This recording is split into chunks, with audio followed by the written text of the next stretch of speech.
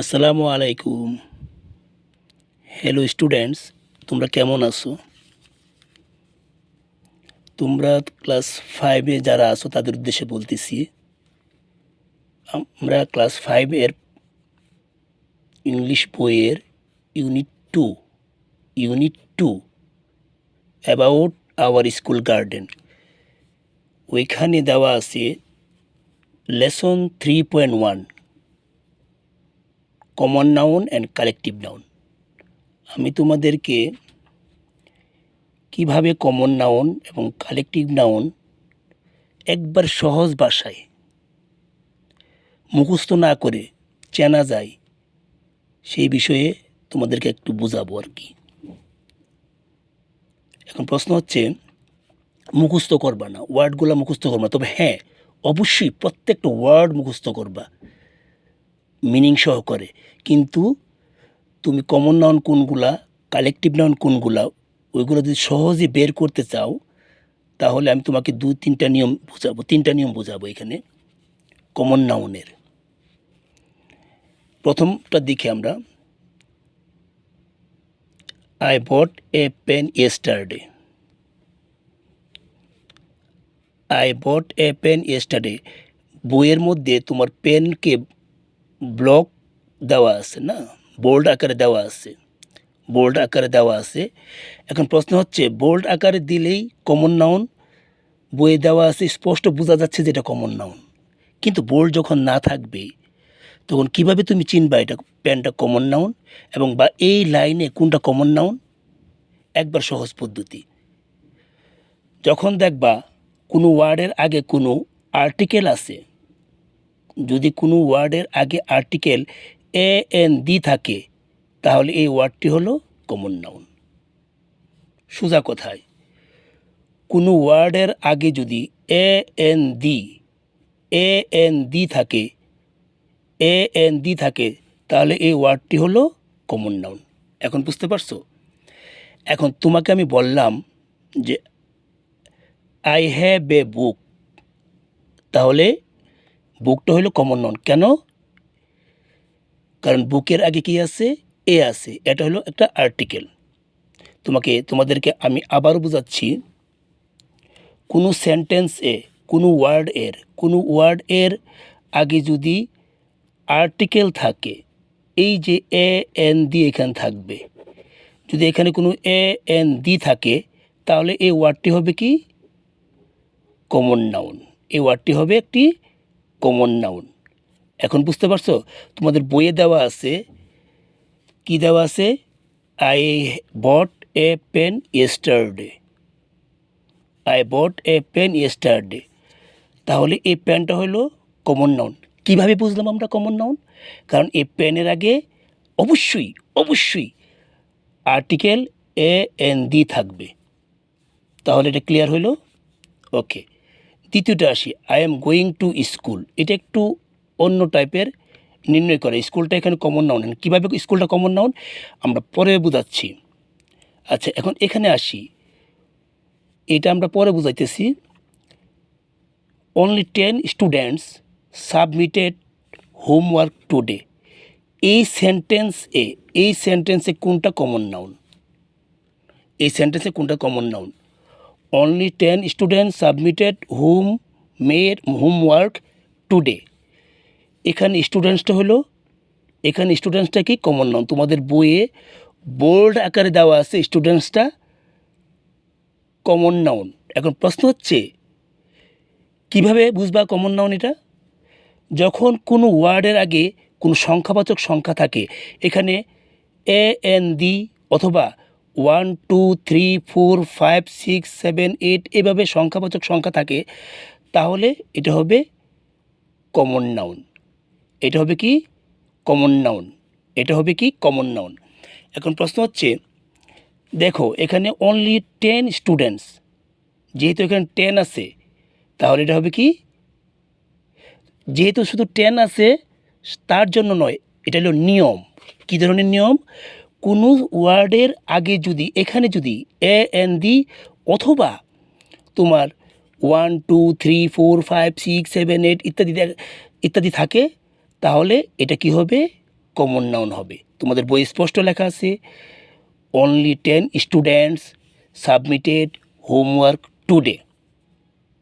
কথা কি বুঝতে পারছো? তাহলে এই স্টুডেন্টসটা হলো কমন নাউন, এই স্টুডেন্টসটা হলো কমন নাউন, কারণ স্টুডেন্টস আগে 1 অথবা 2 অথবা 3 অথবা 4 অথবা 5 ইত্যাদি থাকতে পারে। যদি থাকে তাহলে এটা কমন নাউন হবে। তাহলে আমরা দুইটা রুলস শিখলাম। আরেকটা হলো কি, তোমার কমন নাউন সবসময় প্লোরাল হবে, প্লোরাল বাচক হবে। যে ওয়ার্ডটা দেখবে যে প্লোরাল বাচক, অবশ্যই অবশ্যই ওইটা কমন নাউন। যেমন স্টুডেন্ট, স্টুডেন্ট সাধারণ নাম, ওকে। যখন তুমি এটাকে প্লোরাল করবা তখন এটা কমন নাউন হয়ে যাবে। যেমন পেন্স, যদি এখানে এস লাগাই এটা প্লোরাল হয়ে যাবে, এটা বাদ দাও, হ্যাঁ, এস হয়ে যাবে। যখন দেখবা যে কোনো ওয়ার্ডের সাথে ওয়ার্ড প্লোরাল, যখন কোনো ওয়ার্ডের সাথে ওয়ার্ডটি প্লোরাল বাচক হয়, প্লোরাল হয়, তাহলে ওইটা কমন নাউন হবে। যখন দেখবা যে এটার সাথে এস, ইএস, হ্যাঁ, তারপরে ইএস, আইইএস ইত্যাদি থাকে, অথবা এটা প্লোরাল বাচক থাকে, তাহলে বুঝতে হবে এটা কমন নাউন। ওকে, তুমি ওই প্লোরালটা বাদ দাও, প্লোরালটা হয়তো তোমার মন থাকবে না, তুমি খেয়াল করবে এখানে কি আছে, এখানে কি আছে, 1 2 3 আছে কিনা, 4 5 আছে কিনা, 10 11 12 100 200 এগুলো আছে কিনা। যদি থাকে তাহলে বুঝতে হবে এই দ্বিতীয় ওয়ার্ডটা হবে কি প্লোরাল, সরি, দ্বিতীয় ওয়ার্ডটা হবে কি তোমার কমন নাউন। ওকে, অথবা আমি আবার বুঝাইতেছি, যদি কোনো ওয়ার্ডের শেষে আর্টিকেল এ এন দি থাকে, এখানে এ আছে অথবা এন আছে অথবা দি আছে থাকলে, তাহলে এই ওয়ার্ডটা কি হবে, এই ওয়ার্ডটা হবে কি কমন নাউন। আবার কোনো ওয়ার্ডের আগে যদি কোনো সংখ্যাবাচক শব্দ থাকে, সংখ্যাবাচক থাকে, যেমন 1 2 3 10 স্টুডেন্টস, 5 স্টুডেন্টস, 4 স্টুডেন্টস থাকে, তাহলে এটা কি হবে, দ্বিতীয় ওয়ার্ডটা হবে কি কমন নাউন।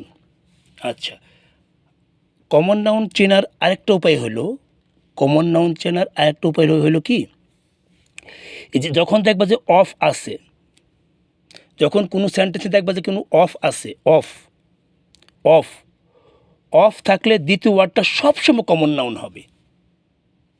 দেখো, the car is out of fuel, এখানে অফ আছে, ওকে, এই অফের পরে সাথে সাথে যদি কোনো একটা ওয়ার্ড থাকে, তাহলে ওই ওয়ার্ডটা হবে, দ্বিতীয় ওয়ার্ডটা হবে কমন নাউন। মন থাকবে, অফের সাথে যদি কোনো ওয়ার্ড থাকে, অফের পর যদি কোনো ওয়ার্ড থাকে, এটা সবসময় সবসময় মনে রাখবা, এটা তোমার এগুলা কমন নাউন।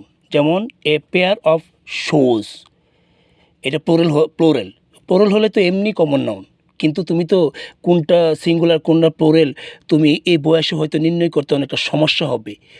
তুমি শুধু দেখবা অফ আছে কি না, যদি অফ থাকে তাহলে এই ওয়ার্ডটা সবসময় হবে কি কমন নাউন। এখানে দেখো, এখানে কিন্তু আরেকটা কমন নাউন আছে কার, কারণ কারের আগে কি আছে, দি আছে, কারের আগে কি আছে, দি আছে। আমি তো আগে বলছিলাম যদি কোনো ওয়ার্ডের আগে এ এন দি থাকে, তাহলে সে ওয়ার্ডটা হবে কি কমন নাউন। যেমন এখানে কারের আগে এ অথবা এন অথবা দি বসছে, অথবা এই কারটা হবে কি কমন নাউন। এখানে আবার ফুয়েলটা কমন নাউন, কারণ কি ফুয়েলের আগে অফ আসছে, তাই না? হ্যাঁ, যদি কোনো ওয়ার্ডের আগে অফ থাকে, মানে অফ দ্বারা সংযুক্ত দুইটি ওয়ার্ডের মধ্যে দ্বিতীয় ওয়ার্ডটি তোমার কমন নাউন হবে। এখন বুঝতে পারছো? যেমন এ হার্ড অফ ডিয়ার, এই ডিয়ারটা কিন্তু প্লোরাল, কারণ ডিয়ারের প্লোরাল ডিয়ারই হবে, এটা মনে আছে, হয়তো তোমাদের মনে আছে, এগুলো শিখবা। তাহলে এই অফ দ্বারা সংযুক্ত দুইটি ওয়ার্ডের অফের পরে যে ওয়ার্ডটা হবে, এটা সবসময় কি হবে কমন নাউন হবে।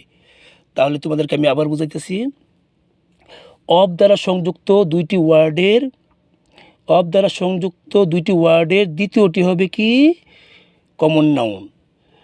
কোনো ওয়ার্ডের আগে এ এন দি থাকলে এই ওয়ার্ডটি হবে কি, দ্বিতীয় ওয়ার্ডটি হবে কি কমন নাউন। কোনো ওয়ার্ডের আগে যদি সংখ্যাবাচক থাকে ডিটারমাইনার, ডিটারমাইনার মানে কি 1 2 3 মেনি মাছ, এগুলা ডিটারমাইনার। আচ্ছা, তাহলে ওই টেনটা হবে কি, ওই টেনটা পরে যেমন 1 2 3 4 5 ইত্যাদি আছে, 6 7 অনেক কিছু থাকতে পারে। তাহলে এই দ্বিতীয় ওয়ার্ডটা হবে কি কমন নাউন। এখন বুঝতে পারছো? এখন আমরা যাই, I am going to school. I am going to school. এখানে স্কুলটা কমন নাউন।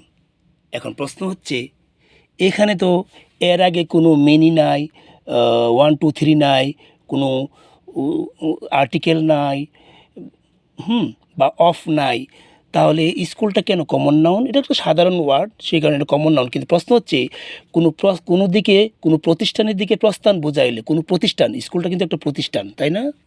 স্কুল একটা প্রতিষ্ঠান, তাহলে এটা কি হবে? কোনো প্রতিষ্ঠানের দিকে প্রস্থান বোঝাইলে হ্যাঁ, টু এর পরে যে ভার্বটি, টু এর পরে যে শব্দটি হবে ওইটা কমন নাউন। কারণ স্কুলটা তো কমন নাউন, এগুলো মুখস্থ বিদ্যাটা শিখলাম, তাই না? স্কুলটা কমন নাউন, এটা মুখস্থবিদ্যা। এভাবে মুখস্থ করে তোমরা পারবা না। শুধু এই রুলসগুলো তোমার সারা মনে থাকতে হবে, এবং এই রুলসগুলো যদি মনে রাখো, তুমি ক্লাস 5-এ ইন ফিউচার বিসিএস ক্যাডার হও, তখনও এগুলো কাজে লাগবে, আজীবন কাজে লাগবে। ক্লাস 6 7 8 9 10 ইন্টারমিডিয়েট যে রকম পরীক্ষায় যদি পার্টিসিপেট করো, তাহলে এই রুলসগুলো তোমার কাজে লাগবে, তাই না? এখন প্রশ্ন হচ্ছে, তে টু স্কুল, এই স্কুলের আগে কোনো আর্টিকেল নাই, তারপর ওইটা কি কমন নাউন।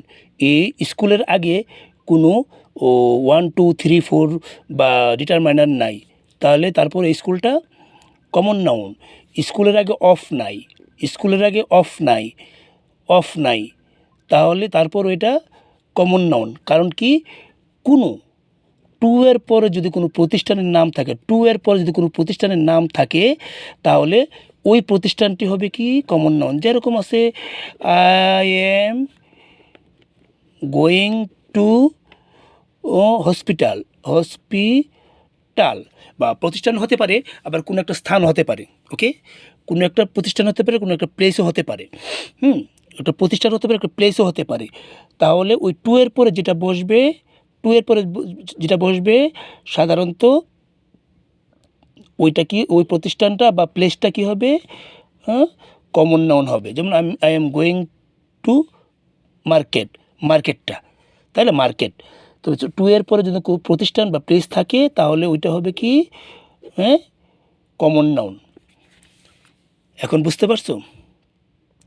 এগুলো মনোযোগ দিয়ে শুনবা, পড়বা, না বুঝলে বারবার চিন্তা করবা।